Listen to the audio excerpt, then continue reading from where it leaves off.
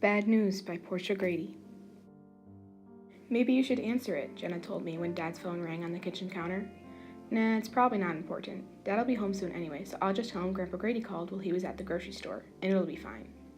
We had left it at that, but later, I'd be glad I didn't answer that phone call. Sonia and Portia, please come upstairs, my dad shouted before he shut the door to the basement. I glanced over at Sonia. A look of confusion passed over her face, but she shrugged and paused the movie. We rose from the couch, then headed upstairs. When I opened the door, I saw Jenna and Blanca already gathered in the dining room with my parents. I tried to be optimistic, hoping we weren't in trouble. I ambled over to the table and leaned against a wooden chair. Once everyone had settled into a comfortable position, my dad told us all why he had called us up. I just heard something unfortunate from Grandpa Grady. When no one said anything in response, I asked, "What happened?" "Girls, I'm sorry, but Grandpa Grady just called and told me that Grandma Grady died."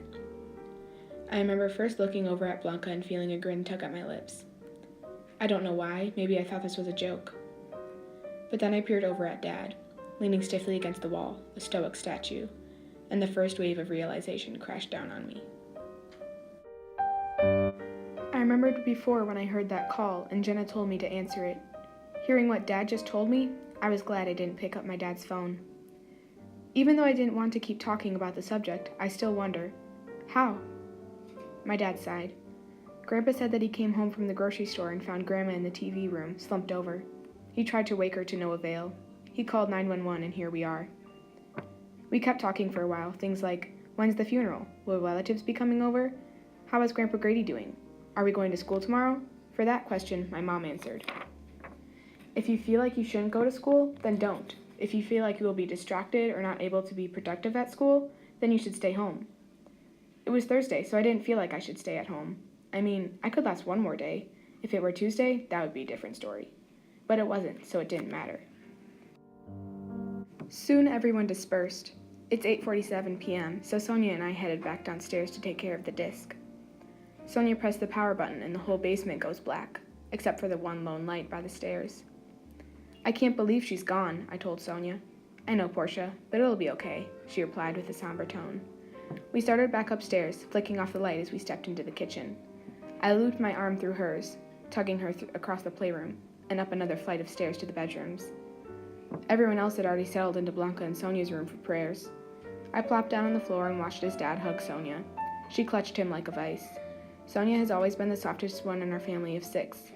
She cries from movies, books, bad dreams, and even cried when Dad told us we were giving our old cat Clarence a new home.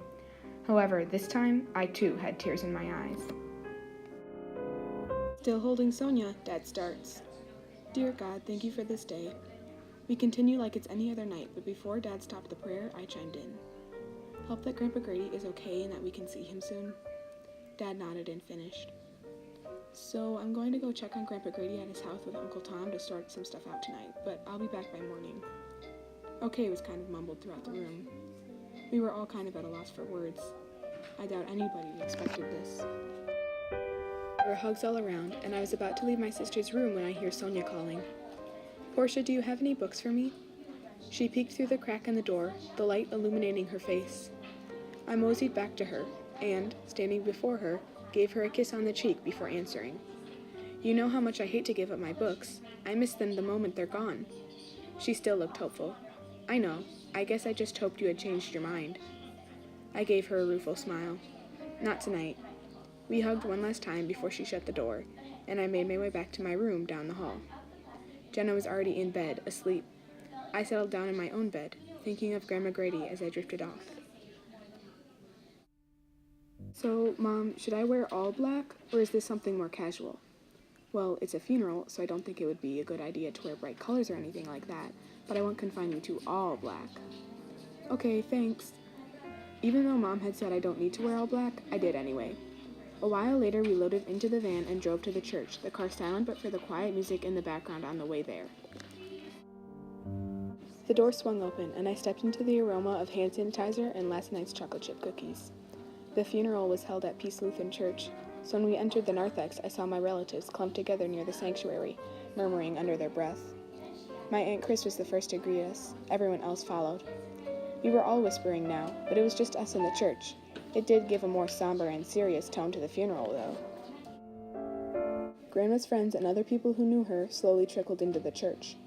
All of my aunts and uncles congregated by the casket along with my grandpa and parents. People had went down the line offering condolences and hugs.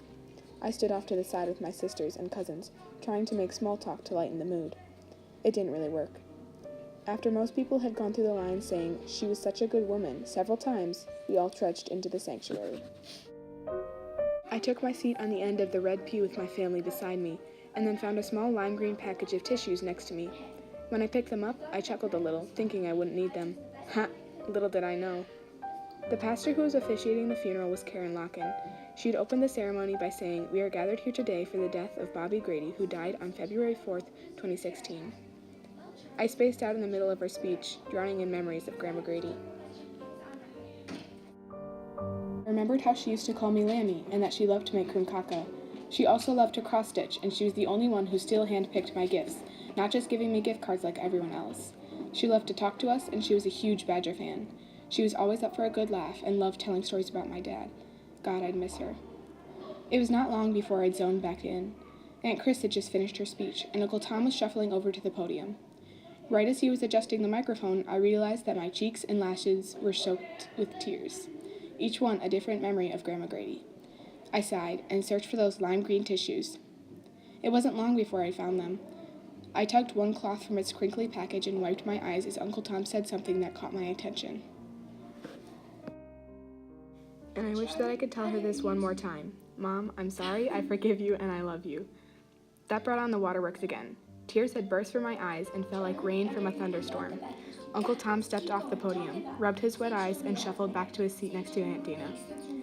Pastor Karen rose back onto the platform and began closing the ceremony by asking all of us relatives to come up to the casket and for each of us to place a hand on it. We said a prayer, then pushed the coffin outside to a black car where it was heaved into the trunk. Everyone trudged back into the fellowship hall for the reception. There were tons and tons of desserts, and I remember that when I couldn't decide between two types of pie, Uncle Tom offered to take both and let me try each, then take my favorite. I remember when I decided on the pumpkin pie, and Uncle Tom told me, "Yeah, that was my favorite too." I slowly grinned at him, a little timid as I replied, "Well, that's the one I want." And I remember feeling glad when he chuckled, relieved he wasn't too sad, grateful he could still smile, even after this happened to him, to us.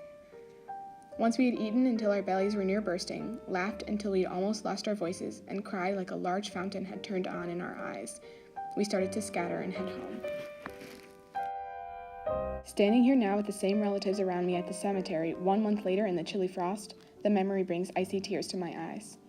All of us came today because we're going to bury Grandma Grady's ashes in the cemetery now that the ground has unfrozen a bit. And, of course, I thought that I'd just bring a coat and be fine. But it won't be fine, because now I have tears running down my cheeks and no tissue. It reminds me of a memory of Grandma Grady, and that thought brings a smile to my face.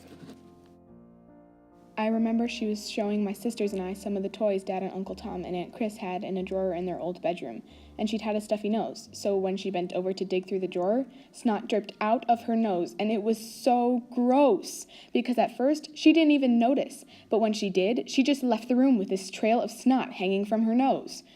It was disgusting, yet at the same time, funny. Looking back on memories of Grandma Grady, it's hard to imagine life without her. Just as that thought passes through my mind, Pastor Karen says that even though she's gone, she will always be in our hearts and memories, which is really true because throughout Pastor Karen's sermon, I've been thinking of memories of Grandma Grady. Meanwhile, Pastor Karen has finished her sermon and is starting a prayer. We all join in at the end with an amen. She passes out roses to us and asks us to go and place them on the grave before closing the service. I glanced over at Jenna to see her wiping her eyes on her sleeve, and Sonia doing the same. Blanca has wandered over to Mom, and they are hugging each other. I stroll over to Sonia, and we too hug. The whole group shifts around, some cousins leaving, other relatives just wandering a little in the cemetery to collect themselves. Sonia and I scuffle over to the gravestone for Grandma and stare at it as we would stare at a captivating dancer. My eyes fill with hot tears, made just from the thought of Grandma dead. So I turn away from the grave before they can fall. My emotions are all over the place, thoughts as scattered as broken glass, but through it all, a deep, calm peace settles in my core. It's the type of peace that tells you comforting things like, "It'll be okay," and "You'll be fine." With that calm, I feel a peace inside of me just let go, and that shows me that I'll be alright.